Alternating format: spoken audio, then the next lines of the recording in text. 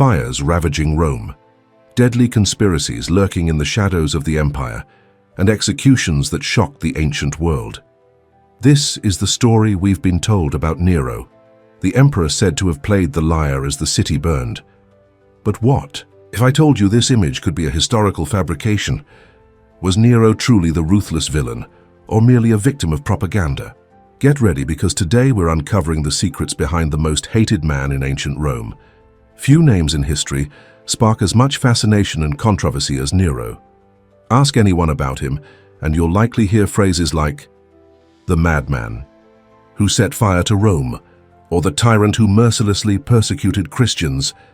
His reputation paints him as a cruel and insane emperor, obsessed with power and the arts, who supposedly drove the Roman Empire to the brink of collapse. But is any of that true? Did Nero really order the fire that devastated Rome in 64 AD?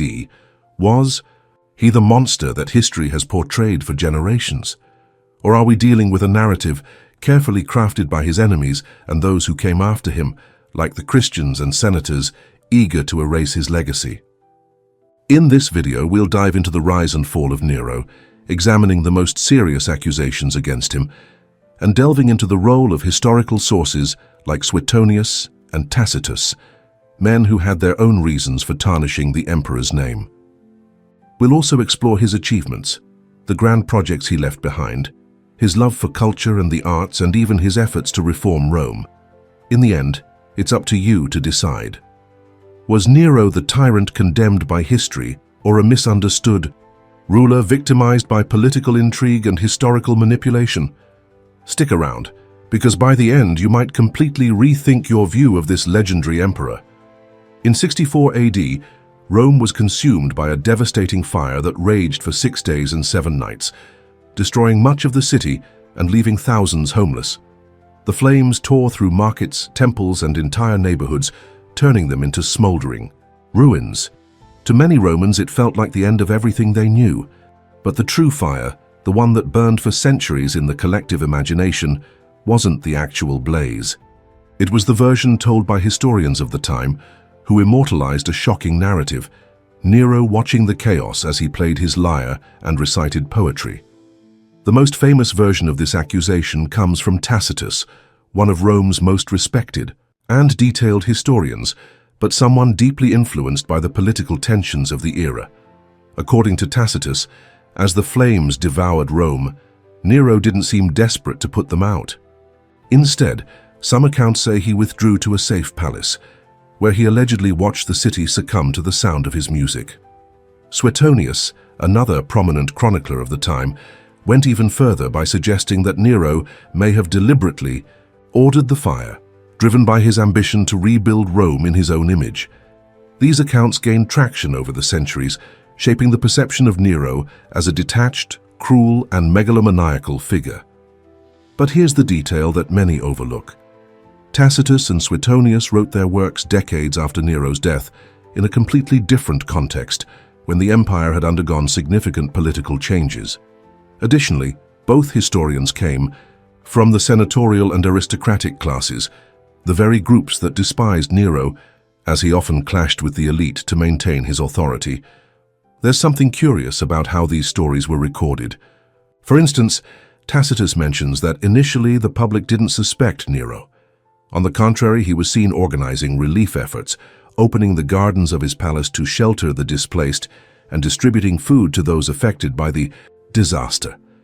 However, this image of benevolence was quickly overshadowed when rumors spread, accusing the emperor of orchestrating the fire to make way for his ambitious project, the famous Domus Aurea, a luxurious and extravagant palace that Nero did in fact build after the fire.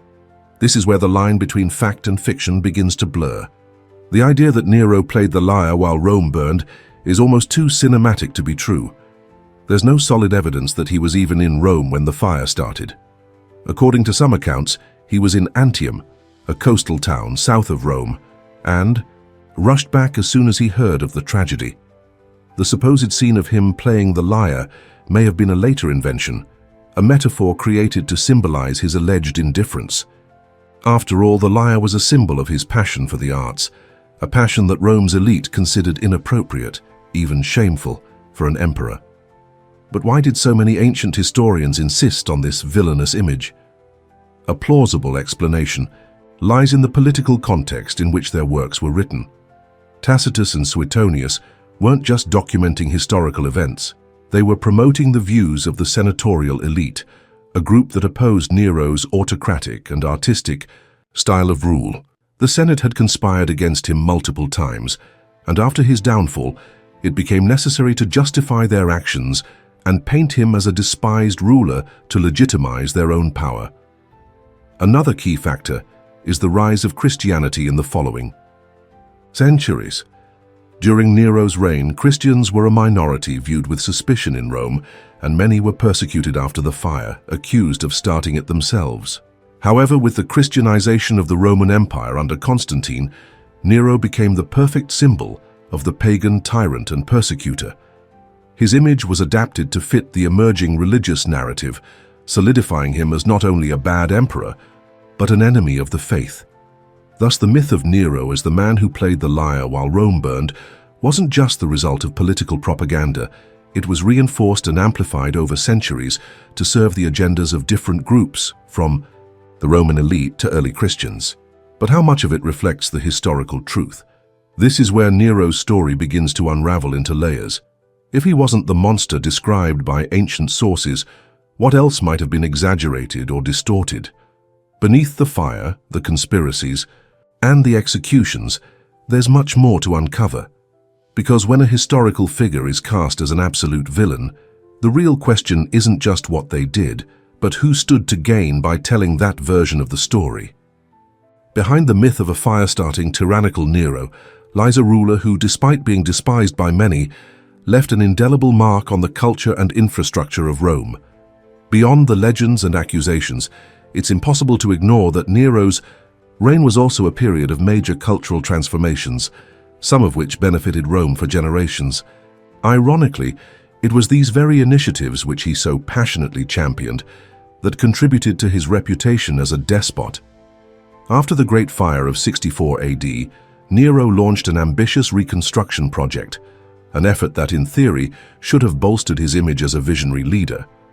However, one of his most famous works, the Domus Aurea, or Golden House, would become a symbol of his supposed megalomania.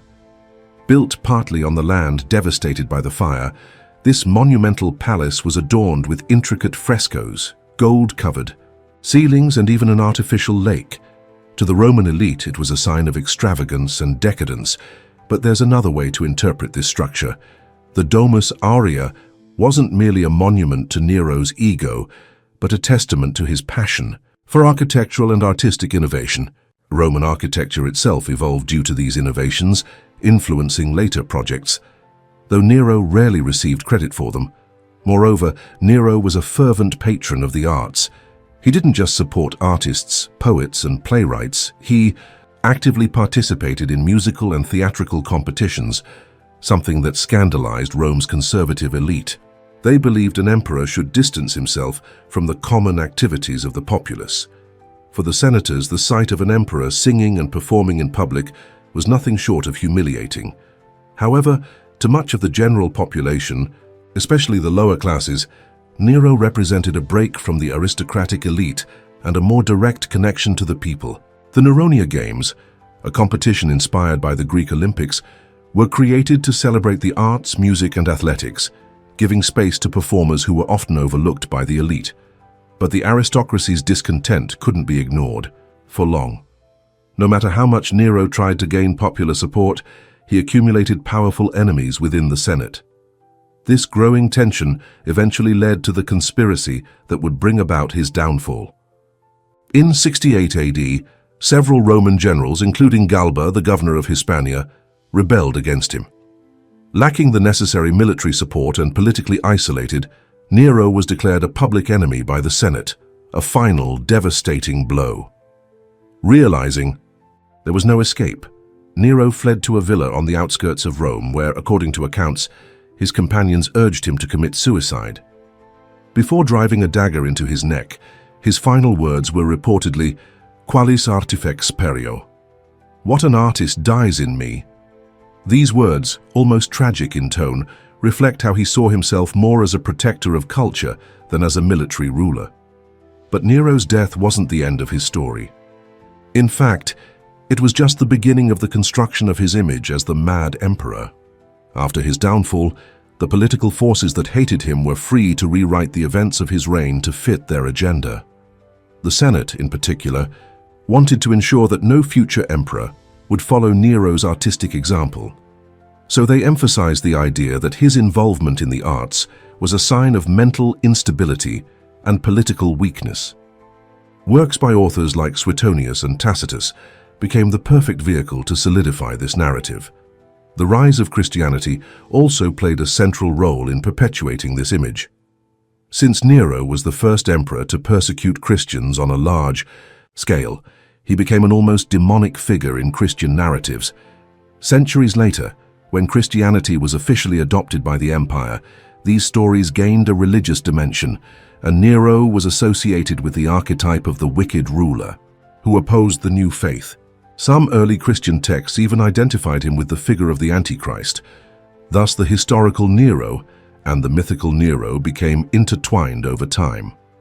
On one hand, we have the emperor who invested in cultural projects, introduced urban reforms and promoted mass entertainment. On the other, we have the legend of the tyrant who played music while the city burned, killed anyone who crossed his path, and symbolized everything Rome wanted to forget. But when we peel back these layers, one question remains. If not for the fire of Rome and the propaganda that followed, would we see Nero differently today? And more importantly, if history was so unfair to him, how many other leaders might have suffered the same fate, with the truth forever hidden from us? Was Nero a tyrant driven by boundless ambition and cruelty, or a visionary ruler brought down by political intrigue and historical propaganda? As we've seen, the truth is anything but simple. He may have failed as a political leader, but his cultural achievements and impact on the arts are undeniable. The Nero of official history may be more of a convenient creation than an accurate portrayal. After all, those who write history always have their own interests, right? Speaking of distorted stories, have you ever wondered how accurate Hollywood's depiction of gladiators really is?